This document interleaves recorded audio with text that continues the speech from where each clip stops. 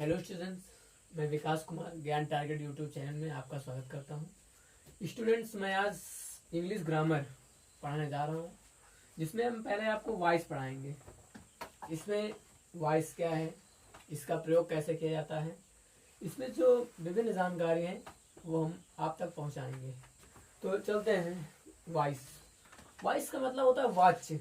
Voice का मतलब होता है वाच्य। तो वॉइस को दो भागों में बांटा गया है। वॉइस को दो भागों में बांटा गया है। नंबर एक एक्टिव वॉइस, नंबर दो पैसिव वॉइस। एक्टिव वॉइस मतलब कृतवाच्य होता है और पैसिव वॉइस मतलब कर्मवाच्य होता है। तो एक्टिव वॉइस का मतलब ये होता है कि जब कोई कर्ता होता है या फिर जिस वाक्य में जो वर्ब होती है, जिस वर्ब मतलब वाक्य में जो वर्ब होती है, इससे ये पता चलता है कि जो करता है मतलब जो कार्य कर रहा है वो सब्जेक्ट के रूप में कार्य करता है या नहीं। सीधे सीधे कह सकते हैं दूसरी भाषा में, किसी वर्ब में जब कोई व्यक्ति या वस्तु सब्जेक्ट के रूप में कार्य करता है तो उसे क्या कहते हैं, एक्टिव वॉइस कहते हैं। अर्थात जब वर्ब जो करता होता है वो कर्ता के रूप में कार्य करता है तो उसे क्या कहते हैं, एक्टिव वॉइस कहते हैं। पैसिव वॉइस किसे कहते हैं? पैसिव वॉइस में ये होता है कि इसमें स्पष्ट रूप से जो सब्जेक्ट होता है उसको नहीं दिया होता, स्पष्ट रूप से सब्जेक्ट को नहीं बताया जाता, लेकिन इसमें बताया जाता है।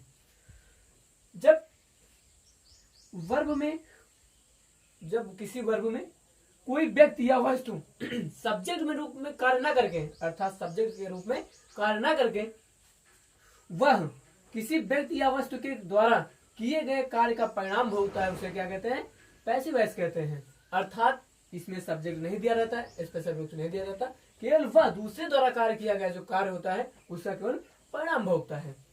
जैसे इसमें कहा गया I wrote a letter, I write a letter, मैं पत्र लिखता हूं, मैं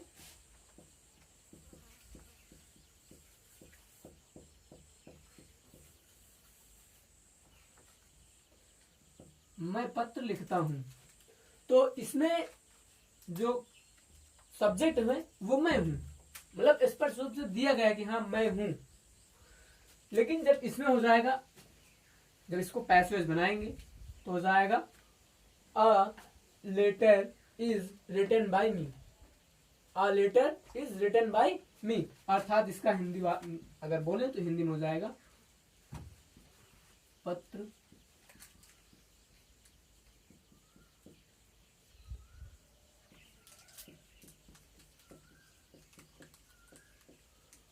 मेरे द्वारा लिखा गया है। अर्थात इसमें कहा गया मैं पत्र लिखता हूं, इसमें कार्य चल रहा है, जो सब्जेक्ट है वो किसी विशेष सब्जेक्ट जो है वो किसी कार्य पर कार्य कर रहा है, किसी वर्ब पर कार्य कर रहा है।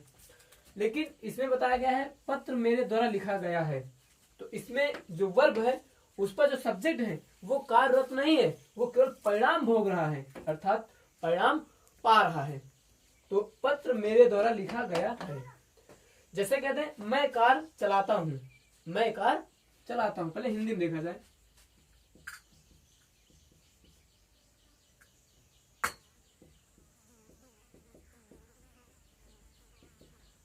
मैं कार चलाता हूं। तो इसमें जो सब्जेक्ट है वो मैं हूं। लेकिन इसमें क्या हो जाएगा,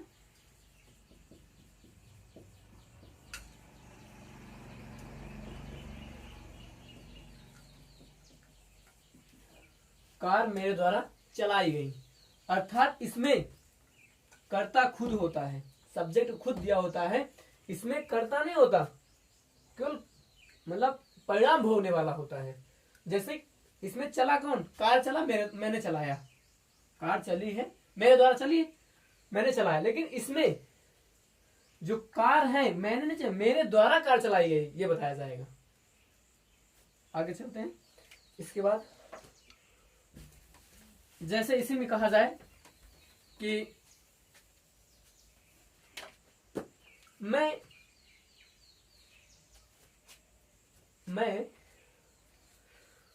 मान लो कहा जाए मैं कानपुर जाता हूं, तो जब पैसिव वॉइस में जाएगा, ये एक्टिव वॉइस में है मैं कानपुर जाता हूं, तो जब पैसिव वॉइस में होगा तो इसमें कहा जाएगा कि मेरे द्वारा कानपुर जाया जा रहा है, तो जा तो मैं ही रहा हूं, लेकिन मेरे द्वारा जाया जा रहा है ये बताया जाएगा, परिणाम को भोग किया जाएगा। तो इसमें जो रहेगा subject plus verb plus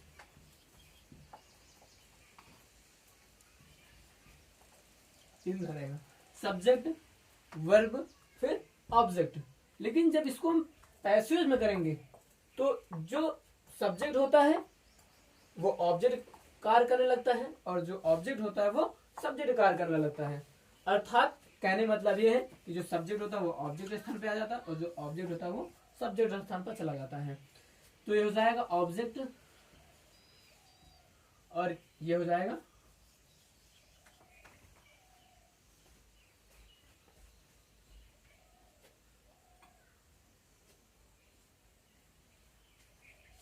subject. लेकिन जो इसमें वर्ब रहेगा, जो वर्ब रहेगा वो मॉड, जो इसकी वर्ब रहेगा वो वर्ब की थर्ड फॉर्म का प्रयोग करेंगे। हाँ, अर्थात वॉइस में सभी टेंसों के लिए सभी नियमों में वर्ब की थर्ड फॉर्म का ही प्रयोग करेंगे। तो सबसे पहले सब्जेक्ट फिर वर्ब फिर ऑब्जेक्ट। लेकिन जब इसको हम पैसेज बनाएंगे तो यहाँ पे आ जाएगा प्लस हेल्पिंग वर्ब जुड़ जाएगा, जो टेंस रहेगा उसी टेंस के हेल्पिंग वर्ब जुड़ जाएगा। तो हम आगे चलते पहले देख लेते हैं कि कौन किस में चेंज होगा, कौन टेंस किस में चेंज होगा, उसके बाद इसको बताते हैं। तो चलते हैं, चलिए चलते हैं कि कौन टेंस किस में चेंज होता है, कौन सा टेंस किस में चेंज होता है। तो यहाँ पे simple present tense, simple present यानी कि present indefinite tense. Present indefinite जो टेंस होता है वो is am are plus verb की थर्ड फॉर्म में होता है। तो प्रेजेंट इंडेफिनिट जैसे हम कि एक्टिव वॉइस में, अगर एक्टिव वॉइस जो है प्रेजेंट इंडेफिनिट में है तो जब उसको हम पैसिव वॉइस में चेंज करेंगे तो वो उसमें जो हेल्पिंग वर्ब होगी इज एम आर में से एक करना पड़ेगा और वर्ब की थर्ड फॉर्म का प्रयोग करना पड़ेगा।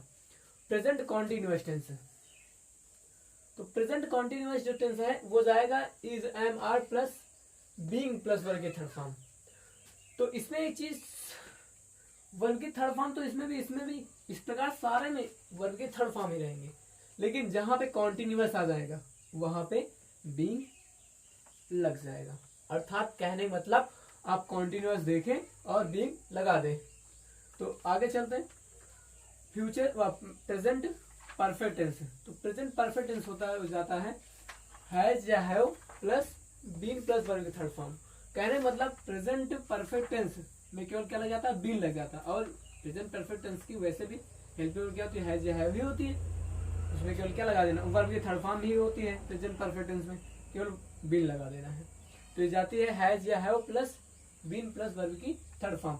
अब प्रेजेंट परफेक्ट कॉन्टिन्यूअस टेंस, तो प्रेजेंट परफेक्ट कॉन्टिन्यूअस टेंस को हम पैसिव वॉइस में नहीं चेंज कर सकते, उसको नहीं चेंज कर सकते, उसके बारे में बाद में बता रहे हैं। तो आगे है सिंपल पास्ट टेंस, अगला है सिंपल पास्ट। तो सिंपल पास्ट को हम कहाँ से ले जाएंगे, वाज या वर्ब प्लस वर्ब की थर्ड फॉर्म में, वाज या वर्ब प्लस वर्ब की थर्ड फॉर्म। अगला है past continuous tense, past continuous tense. तो पास्ट कॉन्टिन्यूअस टेंस आएगा वाज या verb plus being plus verb की थर्ड फॉर्म, वाज या verb plus being plus verb की थर्ड फॉर्म।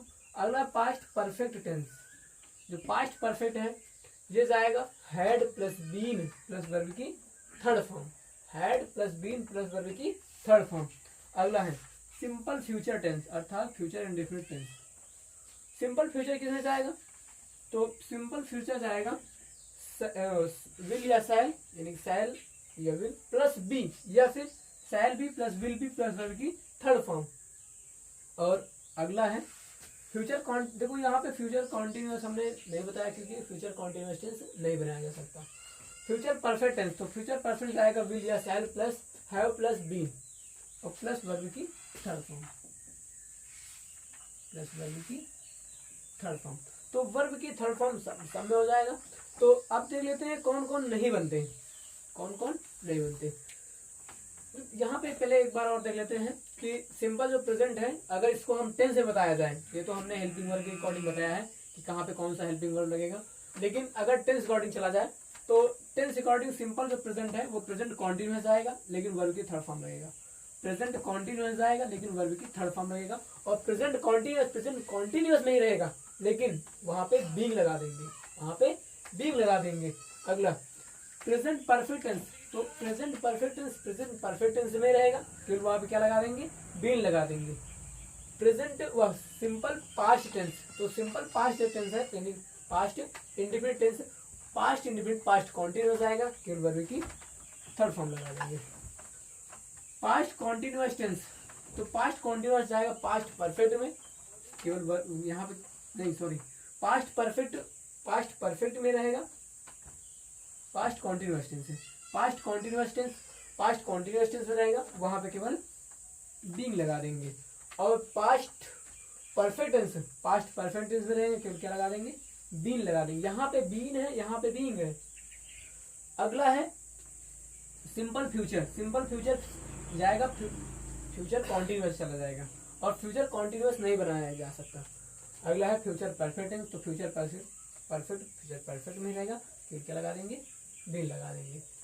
आगे चलते हैं, इसके बाद देख लें कौन कौन टेंस नहीं बनाए जा सकते। तो इसमें है, तो सबसे पहले कौन है, प्रेजेंट में सारे बनाए जा सकते, केवल एक नहीं बनाया जा सकता। कौन सा, present perfect continuous tense, present perfect continuous tense है।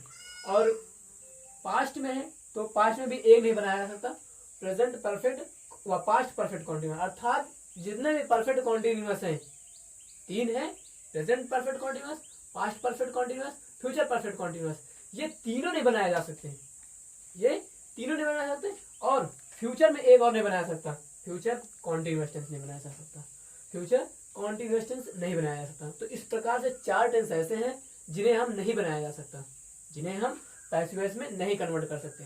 हाँ, अगर आ जाए टेंस, मान लो कि एक्टिव वॉइस में आ ही गया तो हम उसी टेंस में रखेंगे, लेकिन उसमें जैसे कि आईएनजी मिल गया तो हम बीन लगा देंगे, बीन। इस प्रकार चेंज किया जा सकता है, लेकिन वैसे चेंज हम सब लोग ऐसे नहीं कर सकते जैसे इनको इजिस्ट कर सकते हैं। तो जो वॉइस होता है 12 टेंसों में से 8 टेंस के वॉइस बनाए जा सकते हैं और 4 के नहीं बनाए जा सकते। तो इतना हो गया। आगे चलते इसके बाद ये चीज देखते हैं कि कौन टेंस, मतलब कि ये हो गया कौन टेंस नहीं बनता। लेकिन एक यहाँ पे एक मिनट और देख लीजिए तुरंत। देखो किसी भी टेंस में अगर किसी भी एक्टिव वॉइस है, एक्टिव वॉइस मिल गया और हमको पैसिव वॉइस बनाना है, तो जो एक्टिव वॉइस में अगर आईएनजी आ गया, आईएनजी आ गया तो इतना श्योर है कि आईएनजी हटाना है तो क्या लगाना है, बीइंग लगा देना है। आईएनजी आया तो बीइंग लगाना। अगर ये एक्टिव वॉइस की बात हो रही है और ये पैसिव वॉइस की बात हो रही है, अगर यहां पर हैज, हैव या हैड, तो इसमें हमको लगाना है क्या, बीइंग। ये चीज देखनी है। अगर किसी भी वाक्य में आईएनजी आ गया तो वहां पे बीइंग लगा देना है। अगर किसी भी एक्टिव वॉइस में हैज, हैव, हैड आ गया तो बीइंग लगा देना है उसी टेंस में रख करके। अर्थात कहने मतलब इंग आई तो बिंग आई, शॉर्ट तरीका याद करने का, शॉर्ट ट्रिक। अगर इंग आई तो बिंग आई, अगर टेंस इंग आ रहा तो आप भी बिंग आओ। अगर हैज, हैव, हैड आए तो बजा दो बीइंग। अगर टेंस में क्या आ गया, एक्टिव वॉइस में आ गया हैज, हैव, हैड, तो आपको वहां पर क्या लगाना है, बीइंग लगाना है। और इस प्रकार से वर्ब की थर्ड फॉर्म तो सब में लगेगा। तो आगे चलते हैं। इसके बाद हम ये देखेंगे कि चेंजिंग के नियम देखेंगे। ये तो याद हो, इसको याद करना पड़ेगा जितने हमने आज बताया है, और इसको लिखना भी पड़ेगा। आप इसे लिख लेंगे। और इसके बाद ये इतना हो गया। इसके बाद हम चलेंगे कि नियम पे चलेंगे कि कैसे इसको कैसे कन्वर्ट करें, कैसे चेंज करते हैं, एक्टिव को कैसे पैसिव में चेंज करते हैं। तो फिलहाल आज यहीं तक रहेगा वीडियो, तो मिलते हैं अगले वीडियो में। धन्यवाद।